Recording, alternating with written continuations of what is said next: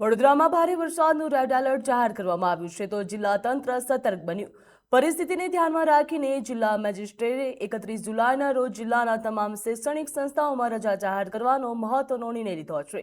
આ હુકમ મુજબ આંગણવાડી તેમજ પ્રાથમિક શાળાઓ, માધ્યમિક અને ઉચ્ચ માધ્યમિક શાળાઓ ઉપરાંત આઈટીઆઈ કોલેજો તેમજ અન્ય તમામ શૈક્ષણિક સંસ્થાઓમાં આવતીકાલે રજા રહેશે. તો આ નિર્ણય સમગ્ર વડોદરા જિલ્લાના શહેરી તેમજ ગ્રામ્ય વિસ્તારોને લાગુ પડશે.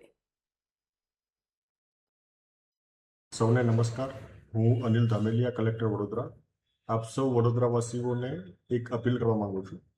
આજે સાંજે બંગાળની ખાડી તરફથી આવતું ડીપ ડિપ્રેશન એમની તીવ્રતા વધતી જઈ રહી છે અને ખાસ કરીને જ્યારે કોસ્ટલ ભાગમાં આવશે ત્યારે એમના મોઇશ્ચરના કારણે એમની તીવ્રતા ખૂબ વધારે થવાની શક્યતાઓ છે. ખૂબ તેજ ગતિથી આગળ આવે છે. એટલે આ કિસ્સાની અંદર વડોદરા જિલ્લાની અંદર ઘણા બધા ભાગોની અંદર ભારેથી અતિભારે વરસાદ પડવાની આગાહી છે. મોટાભાગે મોડી રાતના સમયથી લઈને આવતીકાલના સમય દરમિયાન આ આગાહી છે. એટલે આવતીકાલે ખાસ કરીને આપણે તકેદારીના તમામ પગલાઓ લેવા જોઈએ. વિશેષ કરીને પવનની ગતિ પણ આ ડિપ્રેશનની સાથે વધારે છે. એટલે 45થી લઈને 55 કિલોમીટર પર અવરની સ્પીડથી પવન પણ ફૂંકાવાની શક્યતાઓ છે. તમામ વડોદરાવાસીઓને મારી વિનંતી છે કે આગામી 24 કલાક દરમિયાન આપણા માટે વિશેષ કરીને સંકટ થોડું વધારે છે. એટલે આપ વિશેષ કરીને સુરક્ષિત સ્થાન રહો, આપ પોતે સુરક્ષિત રહો એ માટેના તમામ પ્રયાસો આપણે કરવાના છે.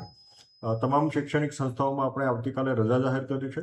આથી કોઈ પણ સંસ્થાન, ખાસ કરીને શૈક્ષણિક સંસ્થાન તો બંધ હોય છે. આ ઉપરાંત વોકેશનલ એજ્યુકેશનલ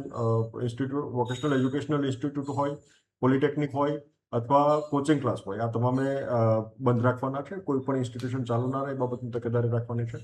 શક્ય હોય ત્યાં સુધી કંપનીઝ અને અન્ય એસ્ટાબ્લિશમેન્ટ વર્ક ફ્રોમ હોમ કરે એ દિશાનો પ્રયત્ન આપણે કરવાનો છે. આ સિવાય તમામ વ્યક્તિઓ પોતે સુરક્ષિત સ્થળોએ રહે, નદી કાંઠાના વિસ્તાર કે તળાવવાળા વિસ્તારની અંદર ના જાય એ બાબતે આપણે તકેદારી રાખવાની છે. માછીમારી પ્રવૃત્તિ બંધ રાખવાની છે અને વિશેષ કરીને કોઈ નદી કાંઠાના કે તળાવ કાંઠાના ભાગની અંદર પણ કોઈ પ્રવેશે નહીં એ બાબતે આપણે તમામ તકેદારી રાખવાની છે. વિશેષ કરીને કોઈ કોઝવેની અંદર પાણી ભરાતા હોય તો એ પાણી પણ આપણે ઓળંગીએ નહીં, એમને ક્રોસ કરવાનો પ્રયત્ન ના કરીએ. એ આપણે તકેદારી રાખીશું.